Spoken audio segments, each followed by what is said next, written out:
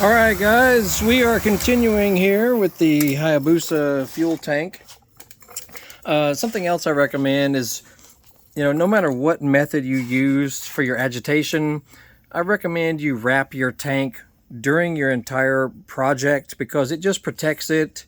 You might accidentally drop it or drop a tool on it or who knows what, slip out of your hand while you're carrying it around. So just go ahead and protect it from the beginning.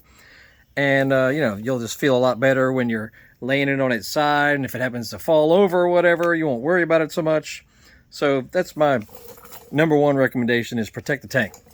All right, now we've returned, if you saw the previous segment, we returned from our visit to the laundromat. And everything is looking really good. I'm just doing some final rinsing here. And also, we're getting ready to do a final treatment. So have a look in there. Now, the little bit you see on the bottom there, we'll take care of that with a final little bitty easy rinse treatment. You can also rinse the tank with distilled water with a little bit of baking soda. Maybe a quarter of a cup or something of baking soda. But make sure you use distilled water. Do not use tap water, because tap water has minerals and things in it. But if you remember what it looked like before, it was hideous. So it looks excellent now. And we're going to do the cream inner tank liner, the liquid liner. It's not that big a deal to do, and it comes with everything you need to properly coat the tank so that this won't happen again.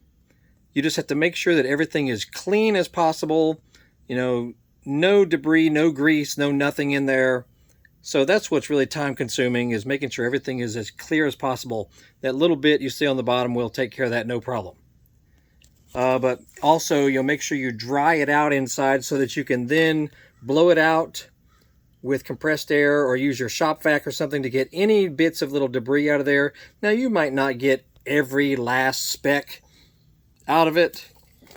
The fuel pump has its own little filter, so it'll capture any little tiny micron pieces, so you can only go so far with this, especially when you're considering a tank that is extremely expensive and very hard to find in the exact color combination you want. So anyway, just go as far as you can with it. And one last thing we're going to do is radiator flush. Radiator flush also removes corrosion, little deposits and things in there, oily residue, rust, scale. It can make a very clean environment once you're finished with all the major rust removal. So I highly recommend this. Get it at any auto parts store. Alrighty. Anyway, just wanted to give you an update here on what's going on. We're in the final stages, basically, and we're awaiting the inner liquid liner that should arrive in the next day or so. But this stuff is the hard part, what you're seeing us do here. And that's it.